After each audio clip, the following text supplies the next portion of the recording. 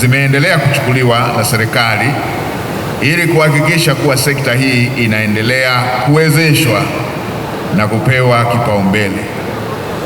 Kama ambavyo Mheshimiwa Waziri ametoka kusema, mmeona ambavyo bajeti ya wizara imeongezeka.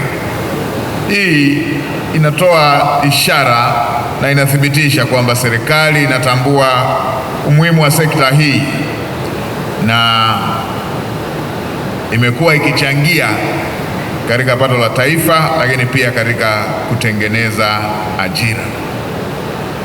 Na leo hii uwepo wa tuzo ya wanamichezo ni hatua muhimu ya kuendeleza na kuimarisha sekta ya michezo hapa nchini. Tuzo hizi ni sehemu ya mkakati wa kuimarisha maendeleo ya michezo, kuwatia moyo na kutambua kazi kubwa inayofanywa na wanamichezo, makocha, timu pamoja na wadau wengine katika kuiwakilisha na kuinua nchi yetu kimataifa.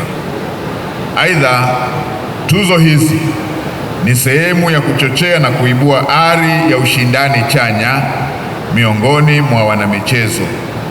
Tuzo hizi ni motisha ya kuongeza juhudi katika mafunzo, nidhamu na utekelezaji wa majukumu, hivyo kuboresha viwango vya wanamichezo ndani ya nchi yetu. Kama nilivyosema, serikali ya awamu ya 6 chini ya uongozi mahiri wa Daktari Samia Suluhu Hassan imeendelea na kufanya mapinduzi makubwa katika sekta hii ya michezo, na kama ambavyo sote ni mashahidi, sekta hii imepata mafanikio makubwa. Baadhi tu ya mafanikio hayo, mojawapo likiwa lile ambalo Mheshimiwa Waziri amesema la kuongezeka kwa bajeti, tena bajeti ya maendeleo. Lakini pia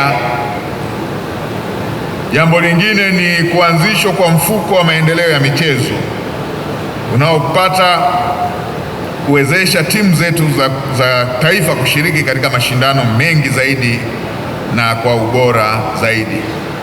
Mbali na haya niliyoyasema, pia kumekuwepo na kutekelezwa kwa programu ya hamasa ya goli la mama na knockout ya mama, ambazo zote hizi zimeongeza ari na matokeo mazuri kwa timu zetu, vikiwemo vilabu vyetu vya Tanzania, na kwa kweli mmeweza kuona kwamba vilabu vyetu vimeweza kufanya vizuri katika matokeo hayo katika mashindano mbalimbali tofauti na ilivyowahi kutokea hapo awali.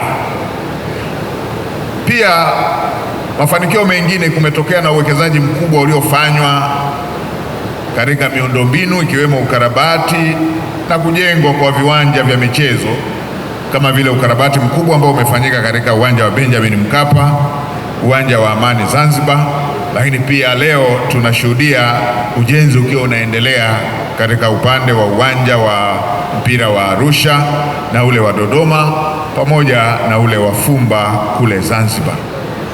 Kupatikana kwa medali mbalimbali za kihistoria pia imekuwa chachu nyingine ambayo medali mbalimbali zimepatikana katika michezo mbalimbali hapa nchini. Jambo lingine, tumeona kuongezeka kwa ushiriki wa timu za Tanzania katika michezo, katika mashindano mbalimbali ya timu zetu, lakini pia timu hizi zimeweza kufika hatua kubwa ikiwemo fainali katika michuano ya vilabu pamoja na timu yetu ya taifa ambayo ilifanya vizuri baada ya kuwa haijafanya hivyo katika siku zilizopita. Tukiangazia upande wa ujenzi wa viwanja vipya vya kisasa katika majiji kama ambavyo tumetoka kutajiwa, ujenzi kule Arusha, Dodoma, Dar es Salaam pamoja na viwanja ambavyo vilikwisha kujengwa, hii yote itaendelea kuweka chachu ya mafanikio katika sekta yetu hii ya michezo. Na mimi binafsi kama msimamizi wa shughuli za serikali nitaendelea kufanya usimamizi huo ili kuweza kuienzi dira hiyo ya Mheshimiwa Rais ya kukuza sekta hii ya michezo ili iweze kuendelea kuleta manufaa makubwa. Ninyi mmeona zamani timu zetu za Tanzania hapa ilikuwa zikikutana, iwe kwenye ngazi ya vilabu au ngazi ya timu ya taifa, ilikuwa zikikutana hasa na baadhi ya kanda za hapa Afrika, ukanda wa kaskazini, ukanda wa magharibi. Tulikuwa tunafungwa hata hatujafika uwanjani, tunakuwa tunajua tumeshafungwa. Lakini siku hizi wakipangwa iwe ngazi ya vilabu au timu ya taifa, vilabu vyovyote vile vya Afrika vikipangwa na Tanzania ama vilabu vya Tanzania, na wenyewe wanakuja na heshima, wakijua hapa lolote linaweza kutokea, sio sehemu ya kwenda kukusanyia matokeo. Na kwenye hili kwa kweli niwapongeze timu yangu ya kazini, timu ya Simba. Ndo walianzisha kutengeneza hiyo confidence. Timu ikiwa inakuja hapa Tanzania kwa Mkapa,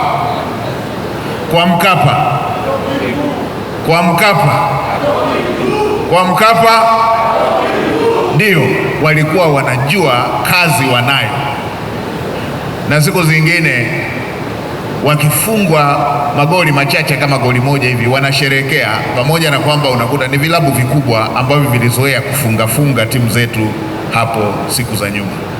Na siku moja nilikuwa kule Egypt, nikawepo pale wakati wanakuja wale wanaohudumia pale. Wakati ule nilikuwa bado sina timu ya kazini. Wakiwa wananihudumia hivi, wakaona tai yangu, wakaniambia umetoka wapi? Nikawaambia Tanzania. Wakasema Simba. Nikasema haya nayo.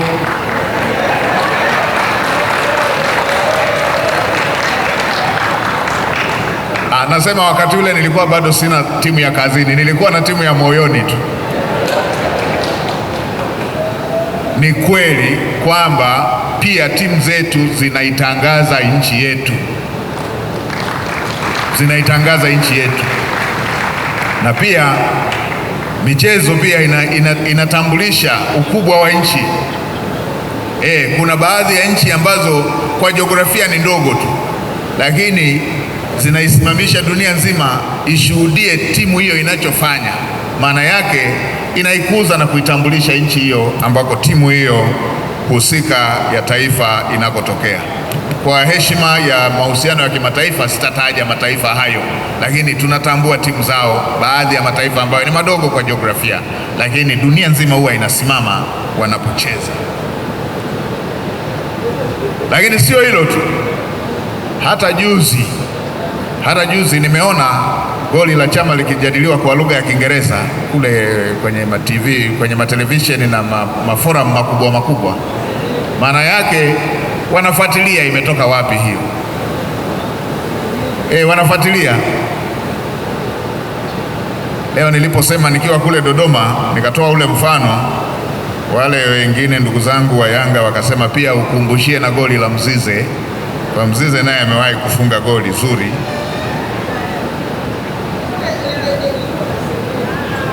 Alijadiliwa Kiingereza na lenyewe lilijadiliwa Kiingereza. Hiyo yote inaendelea kutambulisha jinsi ambavyo uwekezaji na hamasa iliyotolewa na Mheshimiwa Rais ulivyoweza kuleta matokeo makubwa katika sekta yetu ya michezo. Nikiwa naelekea kumaliza, nitoe maneno machache ya msisitizo. Jambo la kwanza, nielekeze Wizara ya Fedha kuhakikisha kuwa fedha zilizotengwa kwa ajili ya shughuli za michezo, hususani 5% ya mfuko wa maendeleo ya michezo, kupelekwa moja kwa moja kwenye mfuko wa michezo ili iweze kufanya kazi ile iliyokuwa imekusudiwa. Tuna jambo kubwa liko mbele yetu, halipaswi kukwama kwa sababu tunasubiri fedha ambayo kwa asilimia ilishatengwa na inatakiwa iende moja kwa moja kwenye mfuko wa michezo.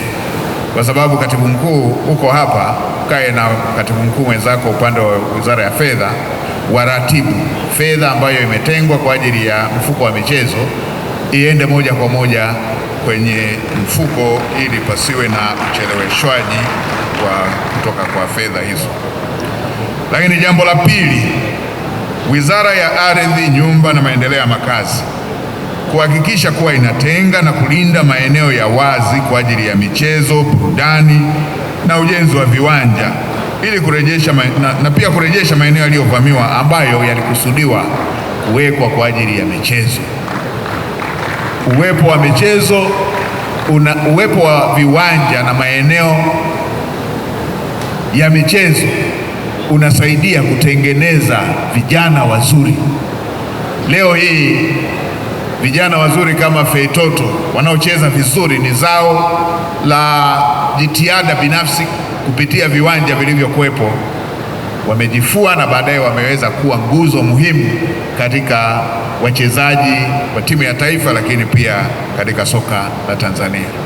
Ukifuatilia walikoanzia utakuta walianzia kwenye maeneo ya wazi wakiwa wanajifua, lakini tukiyamaliza maeneo yale yote tutakuwa tunaua ndoto za vijana wengi wa Kitanzania ambao wangeweza kung'aa kupitia maeneo hayo.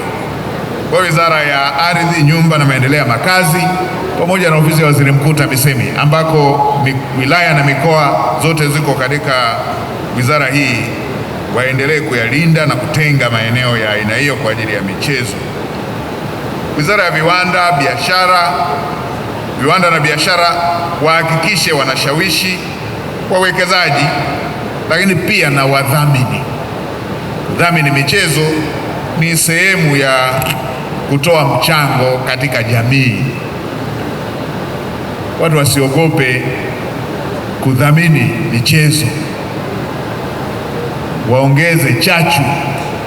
Na nikupongeze sana ndugu yangu Rais wa Federation, umeweza kuvutia mpaka sasa wadhamini wengi kwenye sekta ya michezo. Nikupongeze sana, umefanya mageuzi makubwa. Kwa sasa hatusikii tena kwamba timu ilishindwa kwenda kuhudhuria mechi kwa sababu walikosa mafuta ya gari ama walikosa nauli. Haya mambo tumeshavuka. Kwa hiyo nikupongeze sana, lakini tuendelee kuvutia wadhamini zaidi. Niwapongeze pia Airtel, manake nisipowataja hapa nitakuwa